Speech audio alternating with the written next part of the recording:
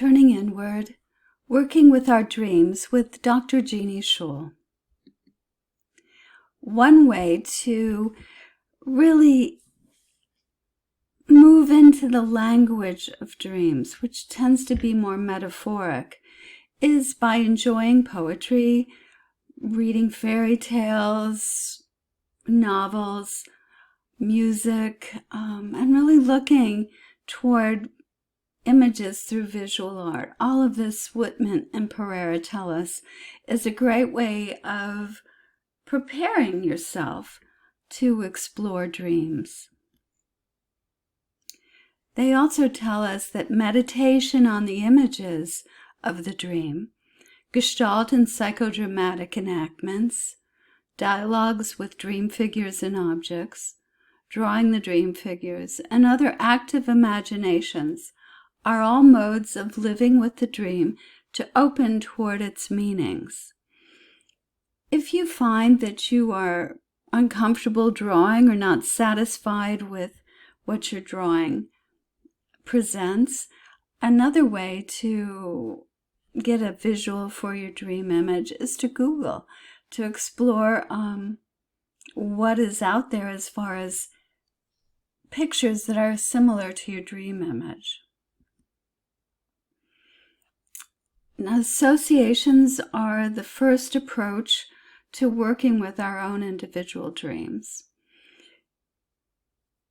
Associations are any ideas, notions, memories, reactions that might jump into the dreamer's mind as the dream and its particular image are considered. For instance, if your dream has you in your childhood home, then a good response is to think back about what was going on with you personally at that time in your life and realize that that also provides a connection to your current psychological situation. Or if there's a figure in your dream with whom you have a relationship that might be rather conflicted, that's another key to look at. How do you feel about this dream figure? How do you interact with them in real life? So these are the associations. This is the first approach to working with the dream. Johnson suggests that we compare a dream to a screen on which the unconscious projects its inner drama. So imagining your dream as a sequence or a series with episodes. You can also think about a movie screen or a television screen as some people will talk about imagining your mind's eye as a silver screen and reenacting the dream in your imagination in the same way. Now, Whitmont and Perera tell us to relate adequately to the dream, we need the capacity to circumambulate it from many points of view. And of course, this comes from Jung himself, who highly recommended that we don't go directly at the dream figure or the dream image, that we circumambulate it, that we consider it from many points of view. Perhaps we focus in on the color. Perhaps we get a sense of when in our life this figure has appeared before. If it's a dream figure, what we don't want to do is come at this dream figure and interrogate it and demand to know why it's there and what it means. Instead, we walk around it. We kind of check it out and not go at it aggressively. Dreams are an expression of the life force.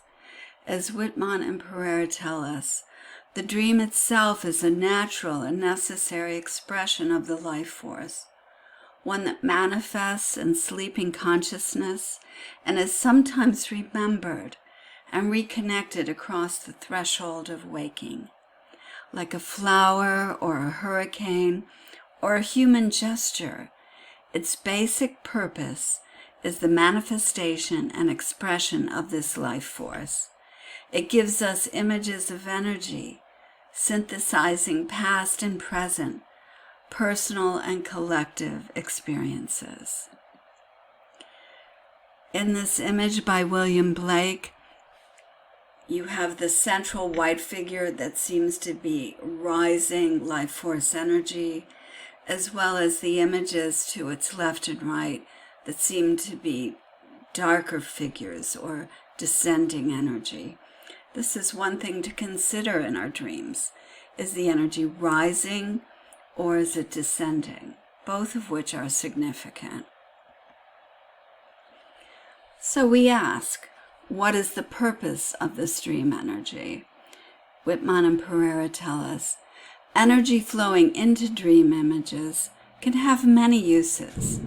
Among them, the dream can be used for providing access into unconscious areas of life, for providing specific and appropriately timed messages of many kinds, which can assist the dreamer with problem solving, artistic inspiration, psychological development, and spiritual deepening.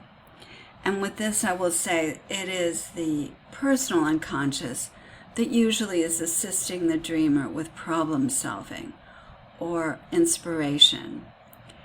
And it often is the collective unconscious, the archetypal realm, that brings us into a more spiritual deepening. So both personal and collective unconscious can be at play with this dream energy.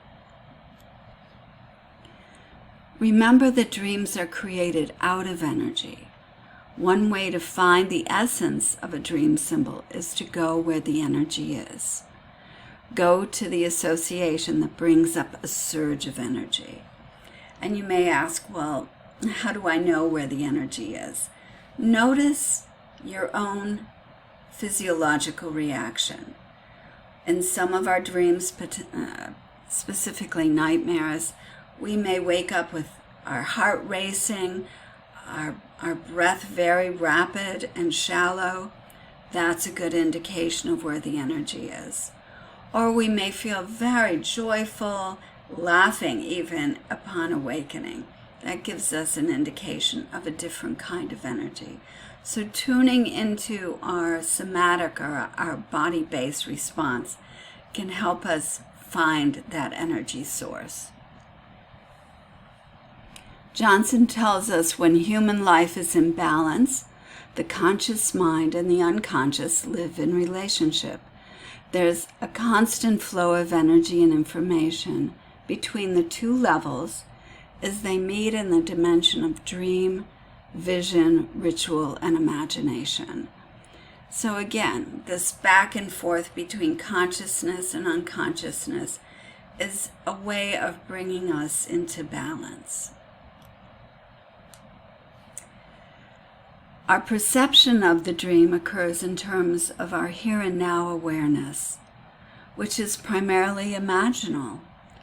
To connect to our capacities of consciousness, dreams arrive translated in the language of sensory imagery. The dream's logical frame of reference, then, is that of sense perceptions. These images can be visual, auditory, proprioceptive, or kinesthetic, although they tend predominantly in dreams to be visual.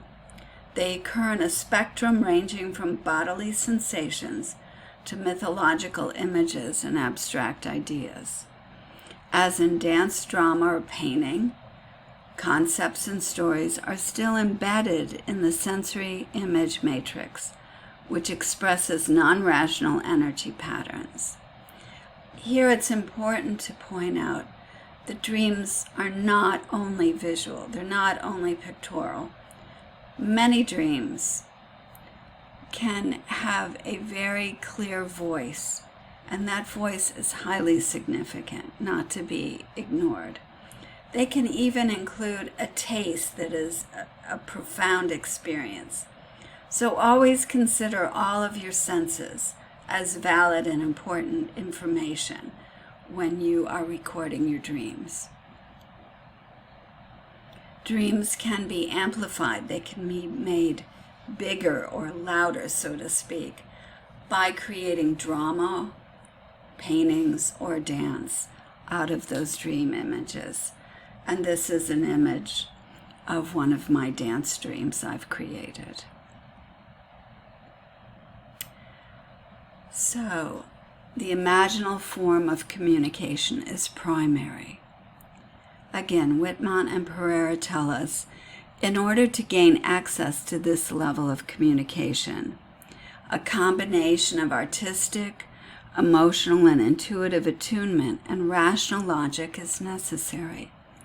When attuning to the feel of the dream, the witness must feel and intuit significance rather than reason only logically.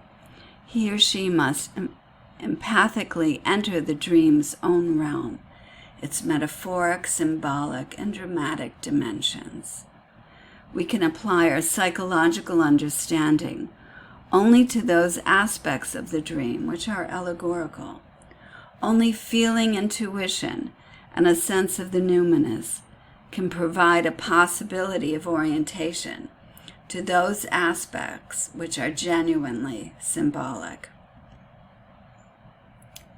Johnson tells us dreams express the unconscious. Dreams are dynamic mosaics composed of symbols that express the movements, conflicts, interactions, and development of the great energy systems within the unconscious. So the issue of individuation in our dreams comes up. And Robert Johnson tells us, individuation is a movement toward consciousness of the total inner self. Using our dreams as models, we can see that individuation also consists to a great extent in bringing the different inner persons within us together in a synthesis. Individuation is not only becoming conscious of these inner energy systems, it is also bringing relatedness and unity among them. So as we imagine our individuation process being reflected in our dreams, we want to be conscious of images of circles. The number 4 is often considered an image of wholeness of the individuation process. So being mindful of not just the narrative in the dream, but what is presenting itself visually in image. Again, considering the process of individuation, Johnson tells us, individuation is the term Jung used to refer to a lifelong process of becoming the complete human beings we were born to be. Individuation is our waking up to our total selves, allowing our conscious personalities to develop until they include all the basic elements that are inherent in each of us at the pre-conscious level.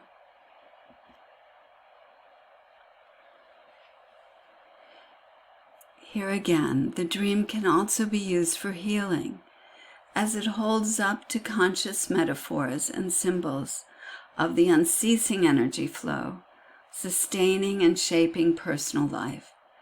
It shows the underlying patterns with which, for the sake of our health, we need to be in more conscious relationship. And again, this image is one of William Blake's. And again, an image from William Blake. Johnson tells us, it is in the unconscious that we find our individual concept of God and experience our deities. And of course, here you can exchange the word God for the numinous, for the eternal, for the indescribable or the inevitable. This guiding self, Whitmont and Perera tell us, is to be viewed as the source and director of the individuation drive, that archetypal urge to become what one is. So again, now we're talking of self with the capital S is the way that Jung described it. Whitmont and Perera are talking about the guiding self here. Of course, with the name of their book, Accessing the Source, Whitmont and Perera tell us dreams are a manifestation of the guiding and ordering center of the personality, the self, in Jungian terms. Both dreams and outer events can be fruitfully related to as symbolic messages coming from a source that sustains and directs the individuation process throughout the dreamer's life. The art and craft of dream interpretation is an act of reverence toward this transcendent guiding power. Working on dreams in therapy serves to provide access to this source. Johnson, in his book on inner work, explains the point of inner work is to build consciousness. By learning to do your own inner work, you gain insight into the conflicts and challenges that your life presents. You're able to search the hidden depths of your own unconscious and find the strengths and resources that wait to be discovered there. And of course, inner work includes dream work, and it also includes active imagination, as well as journaling. So, an artistic approach to dream interpretation requires sensitivity to the thematic content and the specific qualities of character, action, and the interrelations of figures, forms, and settings. Also sensitivity to the rhythms of the dream events, the emotional colors and tones, to discrepancies in themes, images, actions, figures, to consonance and dissonance both within the dream and between it, and the consensual reality, and the dreamer's consciously held positions. So this is where we might get into compensation, as well as the qualities of relationships in the dream itself and between the dream images and the dreamer's conscious awareness. All of these help us work to interpret the dream. Again, I invite you to consider images out of children's fairy tale books, as Mary Louise von Franz, one of the contemporaries of Jung, will point out in the 3 books she's written about dreams and fairy tales.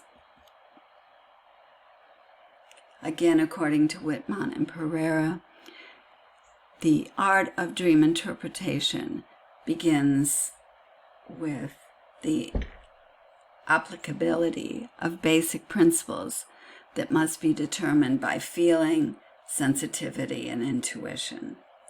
Rational or secondary thought must learn to adapt itself to the feeling tones and images of the dream, to reflect in reverie and to play intuitively until meanings emerge.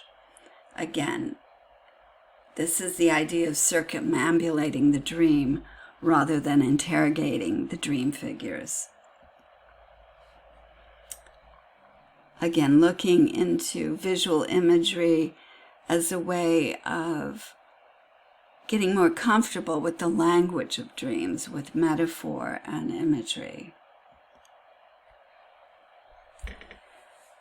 Jung, Robert Johnson, and Whitmont and Perera all talk about this aha moment of insight and the fact that it's embodied, it's physical, it's kinesthetic. You can feel the, touche, I got it, when someone, or whether it's a Jungian analyst, or online with our posts when a quote is shared or feedback is given, to really confirm that the ideas are hitting the right place. It tends to be this kinesthetic validation rather than just your head thinking, oh yeah, that's a really good idea.